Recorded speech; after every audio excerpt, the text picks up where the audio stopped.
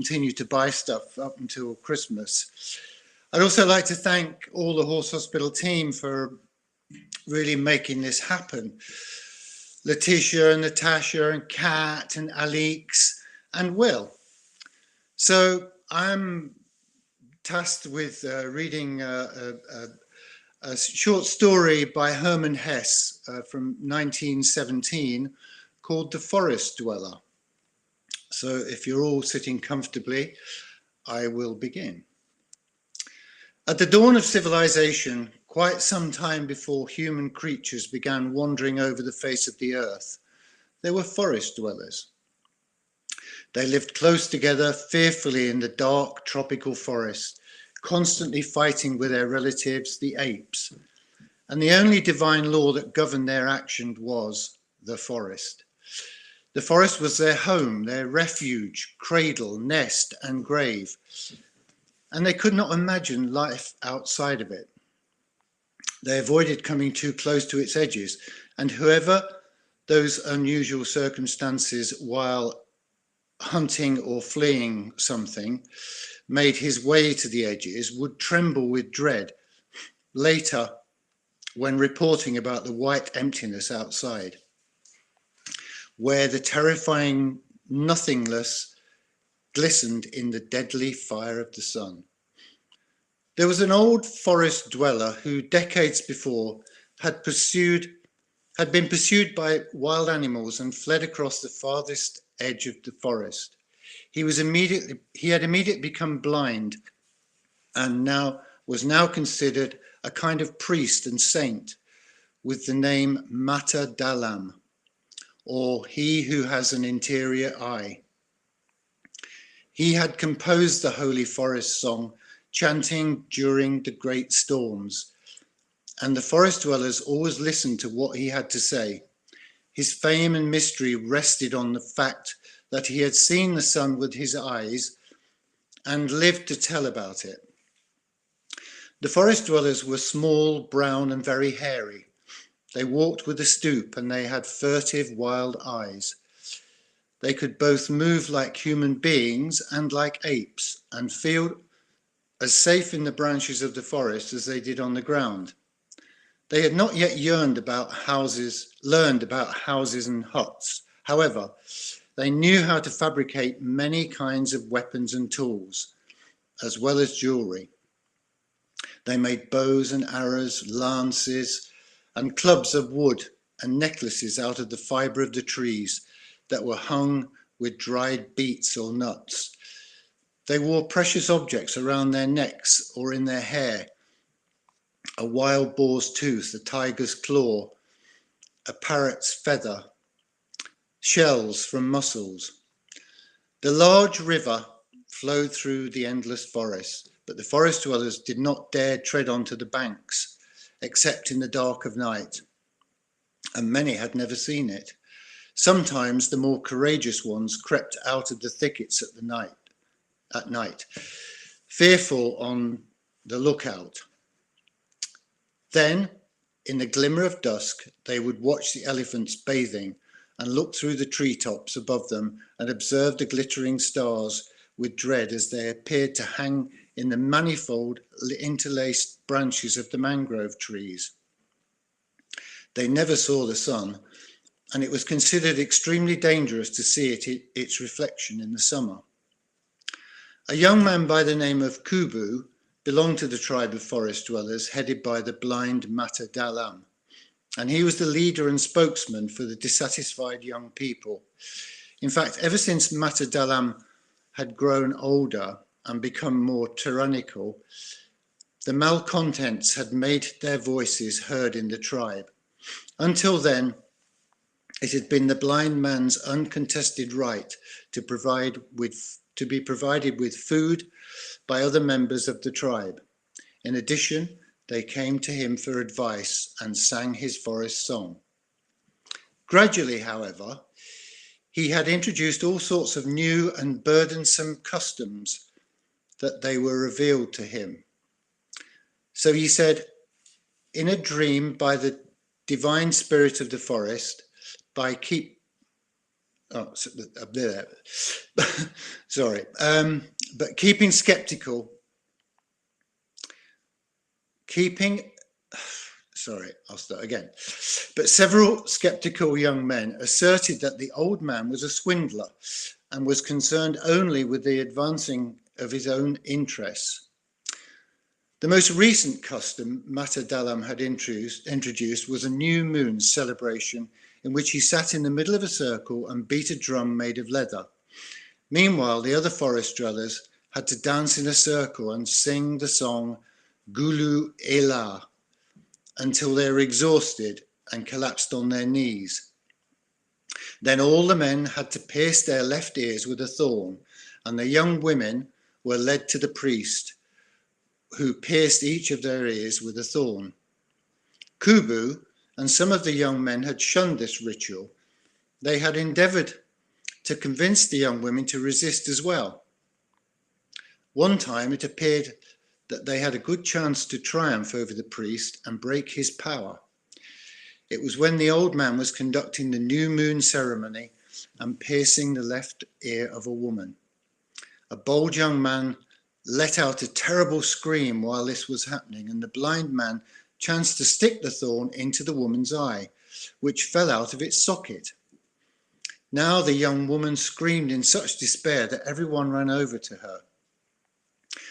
And when they saw what had happened, they were stunned and speechless. Immediately the young men intervened with triumphant smiles on their faces, and when Kubu dared to grab the priest by his shoulders, the old man stood up in front of his drum and uttered such a horrible curse in such a squealing, scornful voice that everyone retreated in terror. Even the young man was petrified. Though nobody could understand the exact meaning of the old priest's words, his curse had a wild and awful tone and reminded everyone of the dreadful holy words of the religious ceremonies. Mata Dalam cursed the young man's eyes, and which he granted to the vultures as food, and he cursed his intestines, which he prophesied would roast in the sun one day in the open fields. Then the priest, who at this moment had more power than ever before, ordered the young woman to be brought to him, and he struck out her other eye with the thorn. Everyone looked with horror, and no one dared to breathe. "You will die outside," the old man cursed Kubu. And from the moment of his pronouncement, the other forest dwellers avoided the young man as hopeless. Outside, that meant outside that homeland, outside the dusky forest.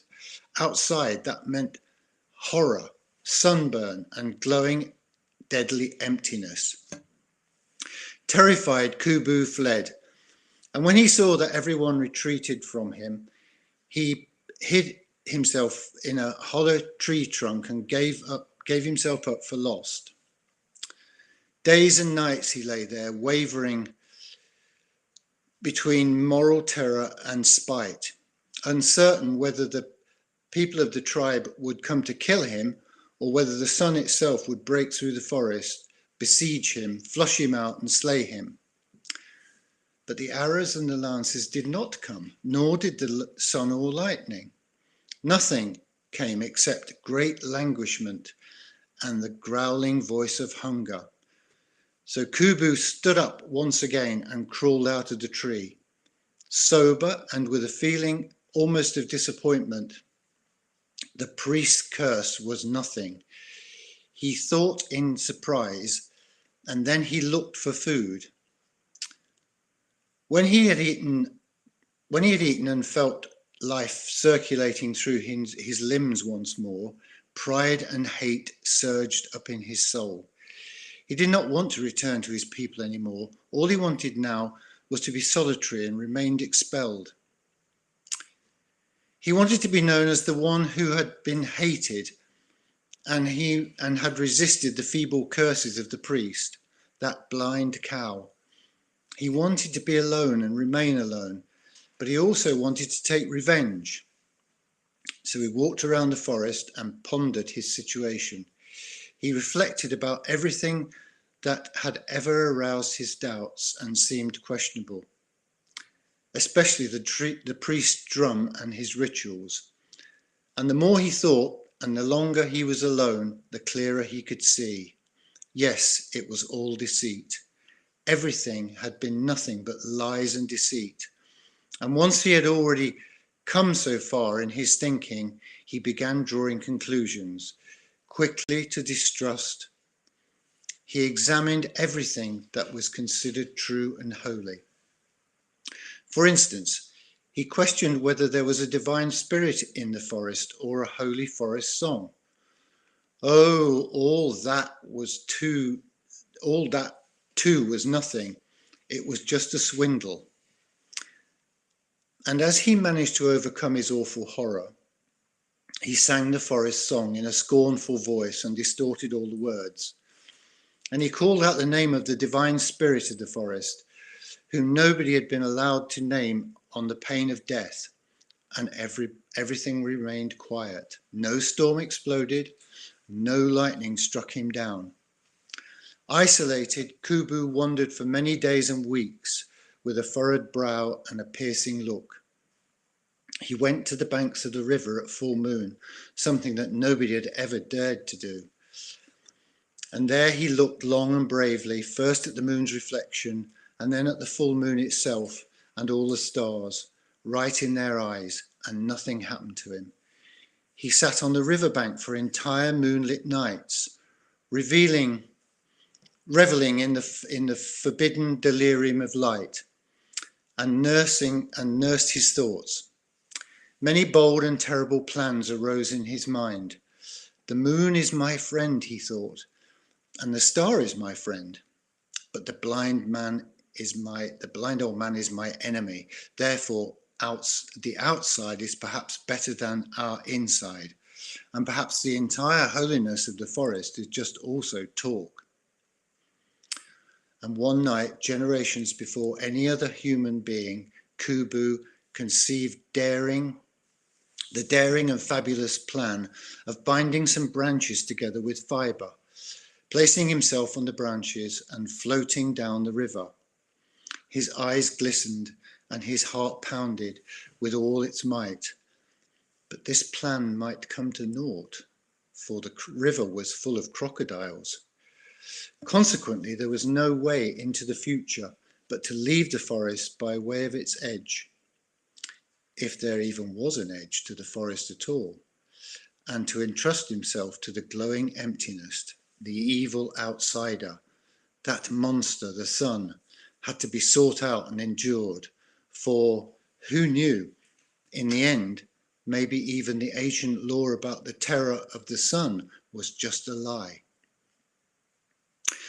This thought, the last in a bold, feverishly wild chain of reflections, made Kubu tremble. Never in the whole history had a forest dweller dared to leave the forest of his own will and expose himself to the horrible sun. And once more he walked around for days, carrying those thoughts with him until he finally summoned up his courage. Trembling, on a bright day at noon, he crept toward the river, cautiously approached the glittering bank, and anxiously looked for the image of the sun in the water. The glare was extremely painful to his dazzled eyes, and he quickly shut them. But after a while, he dared to open them once more, and then again and again, until he succeeded in keeping them open. It was possible. It was endurable. And it even made him happy and courageous. Kubu had learned to trust the sun.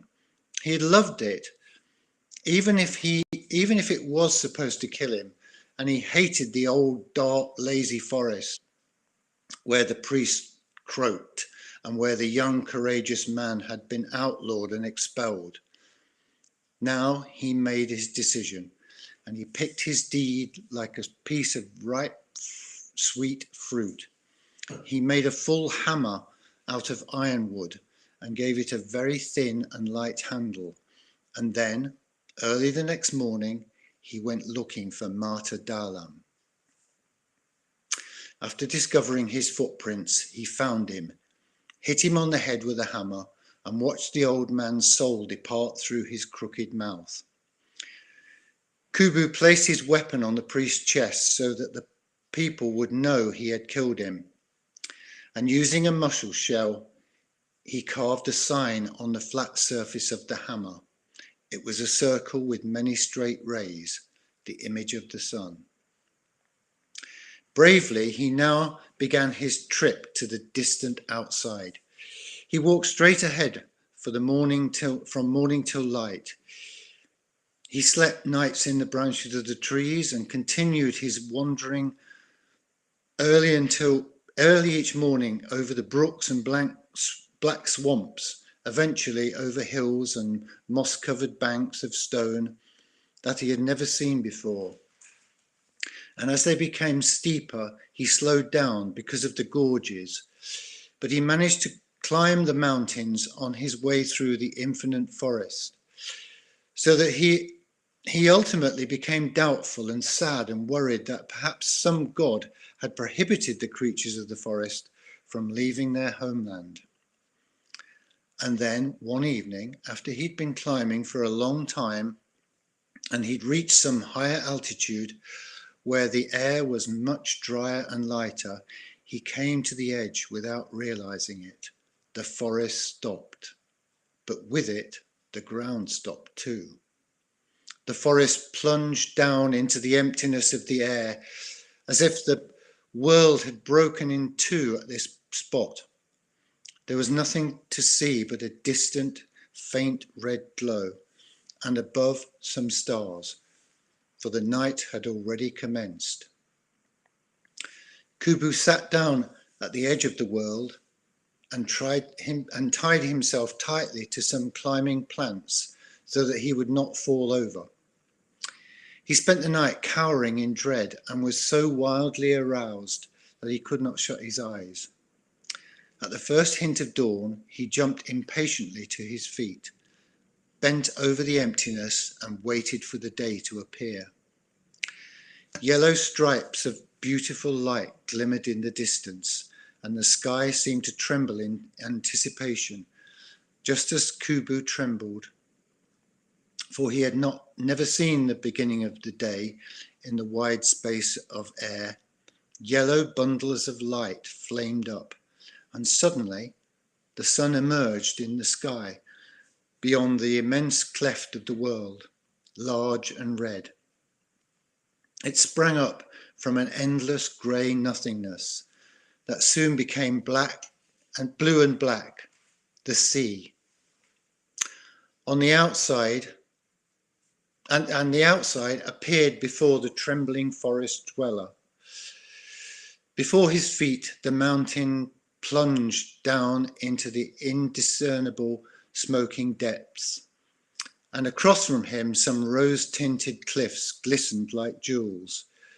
To the side lay the dark sea, immense and vast, and around it the coast ran white and foamy with small nodding trees. And above all of this, above these 1,000 new strange mighty forms, the sun was rising, casting a glowing stream of light over the world that burst into flames of laughing colours. Kubu was unable to look the sun in its face, but he saw its light stream in colourful floods over the mountains and rocks and coasts and distant blue islands. And he sank to the ground and he bent his face to the earth before the gods of this radiant world. Ah, who was he, Kubu? He was a small, dirty animal who had spent his entire dull life in the misty swamp hole of the dense forest, fearful, morose, and submitting to the rule of the vile, crooked gods. But here was the world, and its highest god was the sun, and the long, disgraceful dream of the forest life lay behind him, and he and was already being extinguished in his soul. Just as the image of the dead priest was fading, Kubu climbed down the steep abyss on his hands and feet and moved towards the light and sea. And over his soul, in fleeting waves of happiness, the dreamlike presentiment of bright earth ruled by the sun began to flicker, an earth on which bright, liberated creatures lived in lightness and were subservient to no one except the sun. Thank you. Wishing you all a happy Christmas and hopefully a much better New Year. And signing off from the Horse Hospital.